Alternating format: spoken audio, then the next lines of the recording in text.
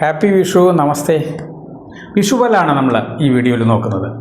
വിഷുബലം എന്ന് പറയുന്നത് സൂര്യൻ മേടം രാശിയിലേക്കുള്ള സംക്രമത്തിനെയാണ് വിഷുബലം എന്ന് പറഞ്ഞ് നമ്മൾ എടുക്കുന്നത്. യഥാർത്ഥത്തിൽ വിഷുവം എന്നതിന് അർത്ഥം വരുന്നത് രാവും പകലും ഒന്നാവുന്ന ദിവസം എന്നാണ്. അത് ശരിക്കും പറഞ്ഞാൽ ഏപ്രിൽ 14-നല്ല, നോർമലായിട്ട് മാർച്ച് 20-21 വരിക. അതായത് ഭൂമധ്യരേഖയ്ക്ക് മുകളിൽ നേർമുകളിൽ സൂര്യൻ സഞ്ചരിക്കുന്ന സമയമാണ്. അങ്ങനെ രണ്ട് വസന്ത വിഷുവത്തെയാണ് ശരിക്കും നമ്മൾ എടുക്കുക.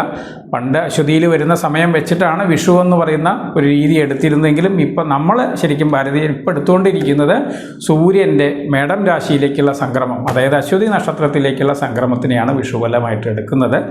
വിഷുബലം എന്ന് പറയുന്നത് യഥാർത്ഥത്തിൽ കാർഷിക ഒരു ഉത്സവമായിട്ടാണ് കണക്കാക്കുക. അതിൻ്റെ കഥ ചിലപ്പോൾ കേട്ട് കാണാം, എന്നാലും ഞാനൊന്ന് പറയാം. നരകാസുര വധമാണ്. ശരിക്കും പറഞ്ഞാൽ നരകാസുരനെ വധിച്ചതിൻ്റെ ഇത് പൊട്ടിക്കുന്നത് കംപ്ലീറ്റ്, നമ്മൾ പടക്കം പൊട്ടിക്കുന്നതൊക്കെ നരകാസുര വധവുമായി ബന്ധപ്പെട്ടിട്ടാണ്. അപ്പോൾ നരകാസുരനെ വധിച്ചതിൻ്റെ ഒരു ആഹ്ലാദവുമായി ബന്ധപ്പെട്ട്, കൃഷ്ണൻ നരകാസുരനെ വധിച്ച ആഹ്ലാദവുമായി ബന്ധപ്പെട്ടിട്ടാണ് ശരിക്കും പറഞ്ഞു കഴിഞ്ഞാൽ വിഷുവും രണ്ട് രീതിയിലുണ്ട്. മറ്റൊന്ന് രാവണൻ സൂര്യന് രാവണൻ കോട്ടയിലേക്ക് പ്രകാശത്തെ ഉദിച്ച സൂര്യന് കൊടുക്കാനുള്ള പെർമിഷൻ ഉണ്ടായിരുന്നില്ല. അപ്പോൾ സൂര്യോദയത്തിൽ രാവണൻ്റെ കോട്ടയിലേക്ക് വരാൻ പാടില്ല എന്ന് പറഞ്ഞ് തടസ്സപ്പെട്ടിരുന്നു. രാവണവധത്തിന് ശേഷം ആദ്യമായിട്ട് എൻ്റെ രശ്മികൾ എല്ലാ ഭാഗത്തും വധിച്ചതിൻ്റെ ഒരു ഉത്സവമായിട്ടും വിഷുബലത്തെ കണക്കാക്കും. പക്ഷേ എല്ലാവരും വിഷുബലം എടുക്കുന്നത് ശരിക്കും നരകാസുര വധം തന്നെയാണ്. അതായത് വിഷ്ണുവിൻ്റെ ഒരു തന്നെ അവതാരമായ ഭൂമിദേവിക്ക് മാത്രം കൊല്ലാൻ കഴിയുന്ന നരകാസുര വധത്തിൽ കൃഷ്ണൻ ഒറ്റയ്ക്കല്ല പോകുന്നത്. അപ്പോൾ കൃഷ്ണൻ്റെ നരകാസുര വധത്തോടനുബന്ധമായിട്ടാണ് യഥാർത്ഥത്തിൽ ഈ വിഷുപ്പടക്കങ്ങളും കാര്യങ്ങളുമായിട്ട് നമ്മൾ ആഘോഷിക്കുന്നത് എന്നുള്ളതാണ്. അപ്പോൾ വിഷു എന്ന് പറയുന്നത് കാർഷിക ആഘോഷം തന്നെയാണ്. ശരി, നമ്മൾ പറഞ്ഞു കഴിഞ്ഞാൽ ജ്യോതിഷത്തെ 3 രീതിയിൽ, സിദ്ധാന്തം, സംഹിത, ഹോര എന്ന രീതിയിൽ 3 വിഭജനമാണുള്ളത്. സിദ്ധാന്തം നമുക്കറിയാം ഗോളവും ഗണിതവുമാണ്. സംഹിത എന്ന് പറയുന്നതാണ് രാജ്യത്തിൻ്റെ മേഘവിചാരം, അല്ലെങ്കിൽ കൃഷിയെക്കുറിച്ച്, യുദ്ധങ്ങളെക്കുറിച്ച്, രാജ്യത്തിൻ്റെ ഗുണങ്ങളും കൃഷി, മേഘം, അതുപോലെ മഴ എത്രയുണ്ടാവും, എത്ര ചൂടുണ്ടാവും, യുദ്ധങ്ങളുണ്ടാവുമോ, ദോഷങ്ങൾ എന്തൊക്കെ ഉണ്ടാവും, രാജ്യത്തിൻ്റെ സ്ഥിരത അല്ലെങ്കിൽ ധനസ്ഥിതി, ധാന്യസ്ഥിതി, ഇതിനെയൊക്കെ കുറിച്ച് പറയുന്ന സംഹിതയിലാണ് യഥാർത്ഥത്തിൽ വിഷുബലത്തെ പറയുക. ശരിക്കും സംഹിതയുമായി ബന്ധപ്പെട്ടാണ് വിഷുബലം പറയുന്നത്. അതുകൊണ്ടാണ് അതിനെ ശൂലം എന്ന് പറയുന്ന ആദിശൂലം, അന്ത്യശൂലം, മധ്യശൂലം എന്നൊക്കെ പറയുന്ന സംഹിതാ പ്രമാണങ്ങൾ. സംഹിതയാണ് യഥാർത്ഥത്തിൽ ജ്യോതിഷത്തിലെ വിഷു പ്രവചിക്കേണ്ടത് എന്നുള്ളതാണ് പണ്ട് മുതൽ. പക്ഷേ ഇന്ന് അതിൻ്റെ രൂപം മാറിയിട്ടുണ്ട്.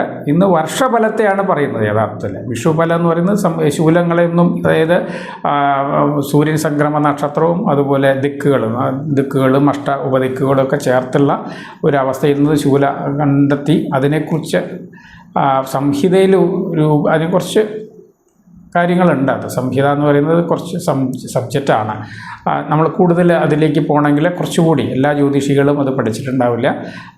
സംഹിതാഫലമല്ല ഇപ്പോൾ ജ്യോതിഷത്തിൽ പ്രയോഗിക്കുന്നത്, വർഷഫലമാണ്. സൂര്യവർഷത്തിൻ്റെ ആരംഭം മേടത്തിലായതുകൊണ്ട് സൂര്യൻ്റെ വർഷഫലത്തെ തന്നെയാണ് വിഷുഫലമായിട്ട് എടുത്തു പറയുന്നത്. അതല്ലാതെ വിഷു സമയത്തുള്ള ഗ്രഹനിലയെ വെച്ചിട്ട് ആ ഒരു വർഷത്തെ ഫലത്തെ, അത് രാജ്യത്തിൻ്റെ ഫലങ്ങൾ പറയുമ്പോൾ സംഹിതാപരമാണത്. അതൊരിക്കലും ഹോരയല്ല. ഹോരയിൽ തന്നെ 3 പിരിവുണ്ട്. അതാണ് ജാതകം, മുഹൂർത്തം, പ്രശ്നം. അതുതന്നെ ജാതകപരമായിട്ടുള്ള ഒരു ഫലത്തെയാണ് വിഷുഫലത്തെ അധികം ആളുകളും ഇന്ന് ഉപയോഗിക്കുന്നത്. അപ്പോൾ വർഷഫലം എന്ന് പറയുന്നത് യഥാർത്ഥത്തിൽ വർഷാന്തര ഗ്രഹങ്ങളായിട്ടുള്ള ഗുരു, ശനി, രാഹു, കേതു, ഈ 4 പ്രധാന ഗ്രഹങ്ങളും ഏതേത് പൊസിഷൻ, എന്തൊക്കെ മാറ്റങ്ങളുണ്ട് ഒരു വർഷത്തിൽ എന്ന് കണക്കാക്കിയിട്ടാണ്. ശനിക്ക് മാറ്റങ്ങളൊന്നും ഈ ഒരു വിഷു സമയത്തില്ല. ഗുരു ഒന്ന് മാറുന്നുണ്ട്. ജൂൺ 2 ഗുരു ഏറ്റവും പ്രധാന ഗ്രഹം, അതായത് നാശത്തിൻ്റെ ഏറ്റവും നശിപ്പിക്കാൻ കഴിവുള്ള ഗ്രഹം ശനിയാണെങ്കിൽ ഏറ്റവും നമുക്ക് ശുഭത്വം തരാൻ കഴിവുള്ള ഗ്രഹം ഗുരുവാണ്. ഏറ്റവും കൂടുതൽ ബ്രഹ്മാണ്ഡമായിട്ട് തരാൻ കഴിവുള്ള ഗ്രഹം ഗുരുവാണ്. ആ ഗുരു അതിൻ്റെ ബ്രഹ്മാണ്ഡമായ അവസ്ഥ ഉച്ചസ്ഥിതിയിലേക്ക് വരികയാണ്. കർക്കടകം ഗുരുവിൻ്റെ ഉച്ചരാശിയാണ്. അപ്പോൾ ഉച്ചരാശിയിലേക്കുള്ള ഗുരുവിൻ്റെ സംക്രമം ഈ വിഷുബലത്തിലൊരു പ്രധാന വിഷയമാണ്. അതായത് ജൂൺ 2 കർക്കടകത്തിലേക്ക് ഗുരു സംക്രമിക്കും.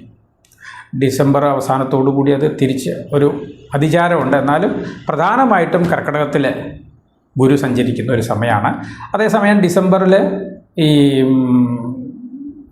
ശേഷം വരുന്ന രാഹുകേതുക്കളുടെ മാറ്റവും ഒരു കേളി യോഗം അല്ലെങ്കിൽ ഗുരു കേതു യോഗം ആത്മീയതയും മോക്ഷത്തിൻ്റെയും കാരകനായ കേതു, ധന, പുത്ര, ധാന്യ, സമൃദ്ധി, ഐശ്വര്യത്തിൻ്റെ കാരകനായ ഗുരുവും തമ്മിലുള്ള ഒരു യോഗം, നല്ല യോഗമാണ്.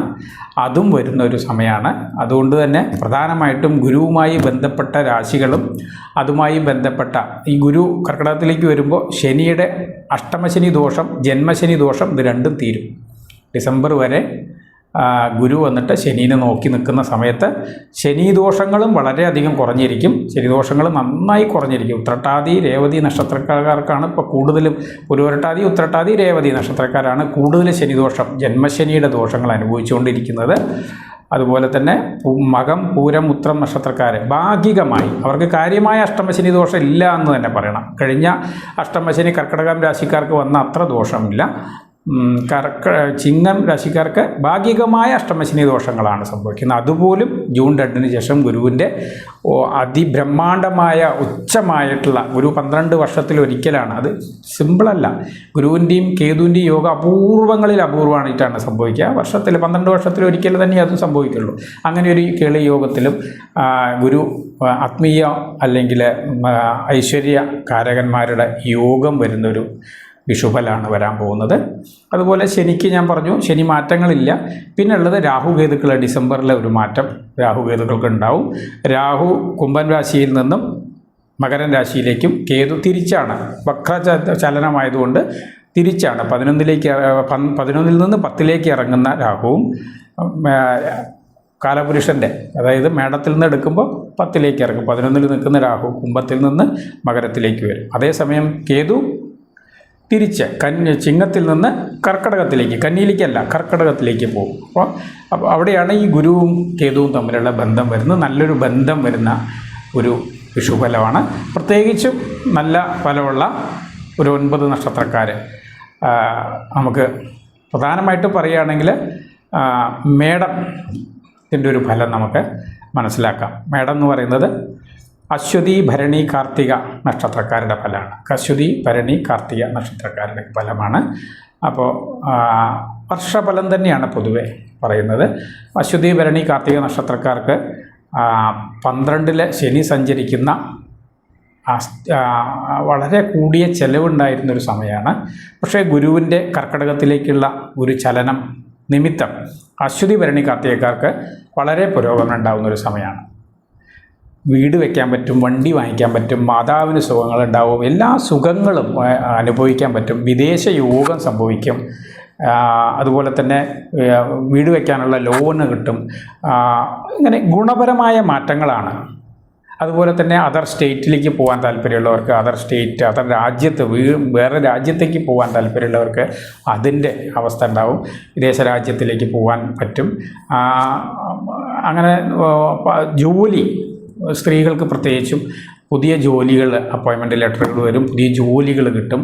ജോലി സംബന്ധമായ ഉയർച്ച, ഒരുപക്ഷെ പ്രൊമോഷൻ നിൽക്കുന്നുണ്ടെങ്കിൽ പ്രൊമോഷൻ ഉണ്ടാവും. അപ്പോൾ ഇങ്ങനെയുള്ള ഒരുപാട് നല്ല കാര്യങ്ങൾ അശ്വതി, ഭരണി, കാർത്തിക നക്ഷത്രക്കാർക്ക് വരുന്ന ഒരു നല്ല സമയമാണ് അടുത്തൊരു വർഷം എന്നുള്ളത്. പ്രത്യേകിച്ചും ഗുരു 4-ാം ഭാവത്തിലാണ്. പുതിയ വീട്, വണ്ടി, വാഹനം, വീട്, ഇങ്ങനെയുള്ള കാര്യങ്ങളെല്ലാം ഉച്ചഗുരു കേളി യോഗത്തോടു കൂടി നിൽക്കുന്നതുകൊണ്ട് തന്നെ ഒരു നല്ല ധനസ്ഥിതിയും കാര്യങ്ങളൊക്കെ വരും. നമുക്ക് ആവശ്യത്തിന് അതായത് ലോണ് ആവശ്യമുണ്ടെങ്കിൽ നല്ല ലോണുകൾ, മോശം ലോണുകളല്ല, നല്ല ലോണുകൾ, വീടിന് വേണ്ടിയോ കാറിന് വേണ്ടിയുള്ള ലോണുകളൊക്കെ പെട്ടെന്ന് കിട്ടും. ചിലവുകളുണ്ടാവും, നല്ല ചിലവുകളായിരിക്കും. കുട്ടികളുടെ വിവാഹം, സ്വന്തം വിവാഹം നടക്കാത്തവർക്ക് വിവാഹ സമയം, ഇതെല്ലാം സംഭവിക്കുന്ന ഒരു സമയമാണ്. പൊതുവേ നല്ല ഫലങ്ങളാണ് പൊതുവേ വരിക. അതായത് ശരിക്കും പറഞ്ഞ് 4-ലും 8-ലും 10, 12 ഭാവങ്ങളിലേക്ക് ഉച്ചഗുരുവിൻ്റെ ദൃഷ്ടി വരുന്നതോടുകൂടി, ഉച്ചഗുരു ബ്രഹ്മാണ്ഡ ഗുരുവായിട്ടുള്ള ഉച്ചഗുരുവിൻ്റെ ദൃഷ്ടി വരുന്നതോടുകൂടി ഒരുപാട് മാറ്റം ഉണ്ടാവും. മാത്രമല്ല ശനിദോഷത്തെ ശമനമുണ്ട്. ശനിയെ ഗുരു നോക്കും. പിന്നെ രാഹു 11-ൽ നിൽക്കുന്നത് ശുഭത്വമാണ്. ഒരുപാട് നല്ല ഗുണങ്ങൾ വരും വിഷു. പ്രത്യേകിച്ചും ജൂൺ 2-ന് ശേഷമുള്ള വിഷു കഴിഞ്ഞതും വരുന്ന കുറേ മാറ്റങ്ങൾ മേടം രാശിക്കാർക്ക്, അശ്വതി ഭരണി കാർത്തിക നക്ഷത്രക്കാർക്ക് ശരിക്കും നല്ല ഒരു സമയമാണ് വിഷുഫലം കൊണ്ടുണ്ടാവാൻ പോകുന്നത്. ദോഷഫലങ്ങളില്ലേ എന്ന് വെച്ച് കഴിഞ്ഞാൽ ദോഷഫലങ്ങളുണ്ട്. ഒരു കാര്യമാണ് പ്രധാനമായിട്ടും പുതിയ ബിസിനസ് കാര്യങ്ങളൊക്കെ തുടങ്ങുമ്പോൾ ശ്രദ്ധിക്കുക.